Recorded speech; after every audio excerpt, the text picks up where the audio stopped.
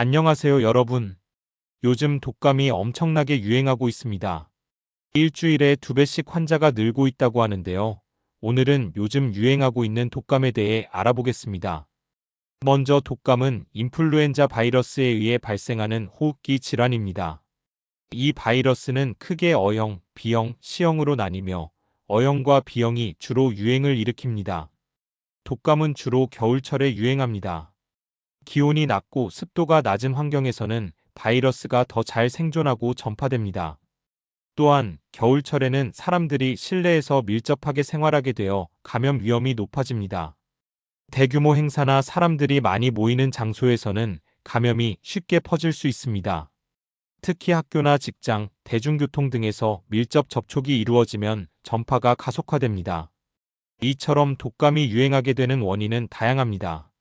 다음은 독감의 증상에 대해 자세히 알아보겠습니다. 일반 감기와 비슷한 증상을 보이지만 독감은 더 심각하고 빠르게 진행될 수 있습니다. 독감의 가장 흔한 증상 중 하나는 고열입니다. 일반적으로 38도 이상의 고열이 발생하며 때로는 40도 이상으로 올라갈 수 있습니다. 고열은 신체가 바이러스에 대응하기 위해 면역 반응을 일으키는 과정에서 발생합니다. 독감에 걸리면 목이 아프고 불편함이 느껴집니다. 이것은 바이러스가 인후에 감염되어 발생하는 증상입니다. 전신에 걸쳐 근육이나 관절 통증이 발생할 수 있습니다. 많은 사람들이 독감에 걸렸을 때 몸이 아프다고 표현하는 이유가 바로 이 근육통 때문입니다. 두통도 흔한 증상 중 하나입니다. 고열이나 탈수 등으로 인해 두통이 발생할 수 있습니다. 독감에 걸린 후 폐렴이 발생할 수 있습니다. 이는 바이러스가 폐로 전파되어 염증을 일으키는 것입니다. 호흡이 어려워지거나 숨이 차는 증상이 나타날 수 있습니다. 이 경우 즉시 의료기관을 방문해야 합니다. 기존에 심장병이 있는 경우 독감으로 인해 심부전이 악화될 수 있습니다. 독감의 증상을 조기에 발견하고 관리하는 것이 중요합니다. 증상이 나타나면 즉시 휴식을 취하고 수분을 충분히 섭취해야 합니다. 필요할 경우 해열제나 진통제를 복용하고 증상이 심해지면 병원을 방문하는 것이 좋습니다. 지금까지 독감의 증상에 대해 알아보았습니다. 독감의 증상을 잘 알고 있으면 조기 발견과 예방이 가능하니 항상 주의하시기 바랍니다. 다음은 독감을 예방하는 방법에 대해 자세히 알아보겠습니다.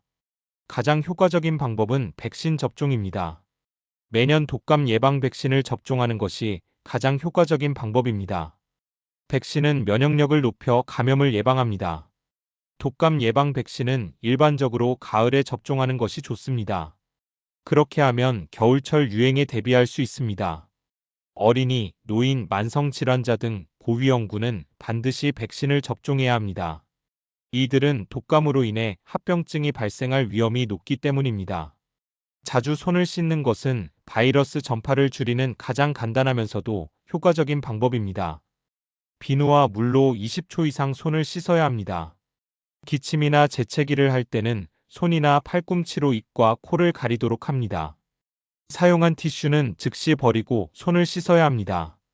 비타민과 미네랄이 풍부한 음식을 섭취하여 면역력을 높이는 것이 중요합니다. 과일, 야채, 단백질이 풍부한 식단을 유지하세요. 적절한 운동은 면역력을 강화하는 데 도움을 줍니다. 매일 30분 정도의 가벼운 운동을 추천합니다.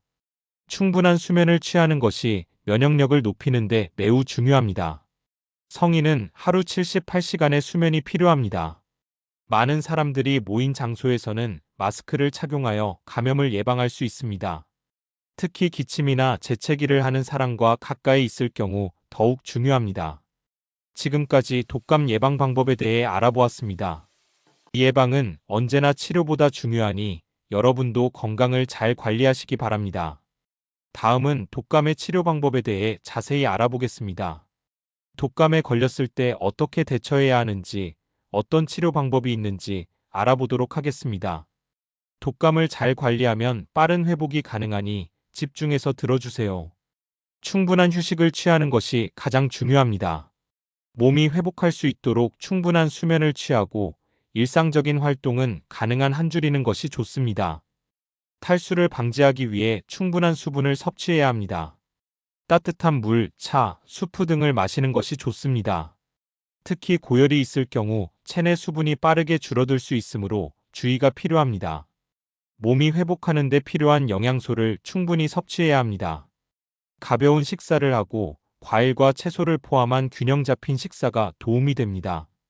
고열이나 통증이 있을 경우 아세트아미노펜타이레놀이나 이부프로펜, 브루펜과 같은 해열제 및 진통제를 복용할 수 있습니다. 이러한 약물은 증상을 완화하는 데 도움이 됩니다. 의사의 처방에 따라 항바이러스제를 사용할 수 있습니다.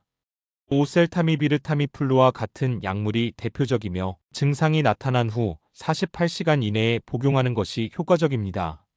항바이러스제는 증상의 지속 기간을 줄이고 합병증 발생 위험을 낮추는 데 도움이 됩니다. 목이 아플 때는 따뜻한 소금물로 가글하거나 허브차를 마시면 도움이 됩니다. 기침이 심할 경우에는 기침 억제제를 사용할 수 있습니다.